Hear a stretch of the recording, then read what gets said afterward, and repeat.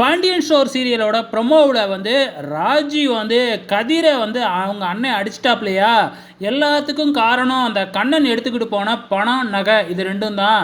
அதை எப்படியாச்சும் கண்ணன்கிட்ட இருந்து வாங்கி திருப்பியும் வீட்லேயே கொடுத்துட்டோம்னா ஒரு பிரச்சனையும் இருக்காது அப்படின்னு சொல்லிட்டு ராஜியும் ராஜியோட ஃப்ரெண்டும் கண்ணனோட வீட்டுக்கு போய் பார்க்குறாங்க. ஆனால் கண்ணனோட வீடு பூட்டியே கிடக்கு.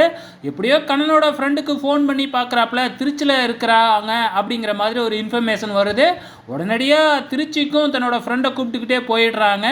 ஸோ என்னது நம்பிக்கையில் அவங்க கண்ணனை தேடி போகிறாங்க அப்படின்னு தெரில. பணம் நகை கையில் இருக்கும் பொழுதே கண்ணன்கிட்ட இருந்து திருப்பி வாங்க முடியல.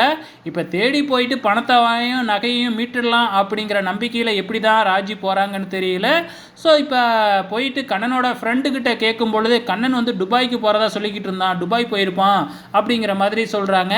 அப்போ இதுக்கப்புறம் பணம் நகையை வந்து நம்மளால் திருப்பி வாங்கவே முடியாது அப்படின்னு சொல்லிட்டு ராஜி அழுதுகிட்டே இருக்கிறாங்க. ஸோ ரொம்ப நேரம் ஆகியும் வந்து வீட்டுக்கு ராஜி வரல இல்லையா. ஸோ அதனால் வந்து பார்த்திங்கன்னா இங்கே கோமதிக்கு வந்து ரொம்பவுமே கவலை ஆகிடுது. ராஜியை காணவே காணோம் அப்படின்னு சொல்லி பழனிக்கிட்ட கேட்குறாங்க. பழனி இருந்துக்கிட்டு ராஜிக்கும் கண்ணனுக்கும் தான் ஏதோ, ராஜிக்கும் கதிருக்கும் தான் ஏதோ சண்டை, காலையிலேருந்து சண்டை போட்டுக்கிட்டே இருக்கிறாங்க, அதனால் அந்த பொண்ணு கோச்சிக்கிட்டு போனாலும் போயிருக்கோம் அப்படிங்கிற மாதிரி சொல்லிடுறாப்புல. இப்போ எல்லாருமே சேர்ந்து ராஜியை தேட ஆரம்பிச்சிடுறாங்க. ஸோ ராஜி எப்படி எப்போ வர போகிறாங்க அப்படிங்கிறத பொறுத்திருந்து பார்க்கலாம்.